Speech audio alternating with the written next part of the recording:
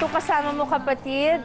Kasama ko na po rin ang tatlong pares na in love sa isa't isa. Kahit po si Ella ay parang hindi ako sure. Hindi, pero halata naman. Kaya naman 8 taon tinagal lang samahan nila dahil nagmamahalan sila. Isang tanong lang para sa inyong lahat. Anong nagpapatibay sa relasyon ninyo sa kabila ng inyong pagkakaiba? Mag-umpisa tayo kay Ella at Jeffrey. Ella.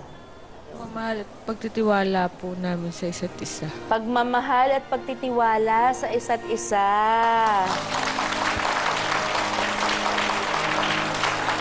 Okay, what about Andy and Eileen? Yung faith namin. Then, para kaming barkada. Kaibigan, yan. Dapat ganun kami. Ako kami ni Kiko rin. Ako lang ang best friend niya. Oo. Kala nyo, kagalang-galang yun, ah. Masaya lang. Masaya na, katuwa. What about Cheryl and Norman? Sa amin yung pagmamahal namin sa isa't isa at saka sa mga anak namin. Gusto namin makita na hindi difference yung religion para magmahalan kami ng tapat. Kailangan there's respect and acceptance and tolerance. That's right. That's how to achieve peace in this whole wide world, di ba? Okay. Meron ka daw willing gawin? Gusto mo bang sabihin sa parents ni Cheryl para sa kanila? Ano yun? Willing po ako na mapakonvert para sa pamilya ko. Naman!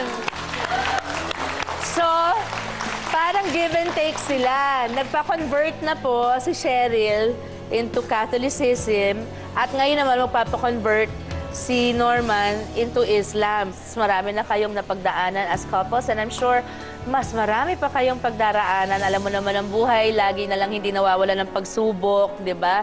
Laging may trial, may hurdle. Pero kaya naman I would like to ask each pair here, present here, na to please gumawa ng pangako sa isa't isa, lalo na yung siguro yung kind ng promise na halos parang you're renewing your vows at magpapatibay palalo sa pagmamahala ninyo sa isa't isa. Ngayon naman, we will start with Norman and Cheryl. Bukod sa sinabi ni Norman sa parents ni Cheryl. Okay. Tumingin ka please kay Cheryl. Ayun. Yung sabi ko noon na hindi ko maipapangako yung magandang buhay. Paghihirapan ko po yan. Pero yung magandang lahi, 100% po yan ibigay ko sa'yo. Pero tinatawag na confidence. at ano naman ang masasagot? Teka muna. Sasagot muna si Cheryl, syempre. Ano naman ang gusto mong ipangako sa kanila? Ako naman, alam niya since start kung gaano ko siya kamahal. Obvious na obvious. Na basta sana maging ka lang, faithful. Mapapangako mo naman yun. Baka naman yung ganda ng lahi mo, ipamigay mo pa. May ipapangako ko po yan. Ayan. Okay. Now we go. Thank you very much, Norman and Cheryl. Kiss naman! Kiss naman! Mabuhay ang bagong kasal! Now we go to dito muna tayo. Kay Jeffrey at Ella. Habang nabubuhay ako, mamahalin kita ng mga anak natin. Pang buhay. Ano naman ang gusto mong ipangako kay Jeffrey? Ella? Mamahalin ko kayo habang buhay. Habang nabubuhay ako, mamahalin ko kayo ng ating 2 anak at ikaw. Yan! Kiss! Kiss naman!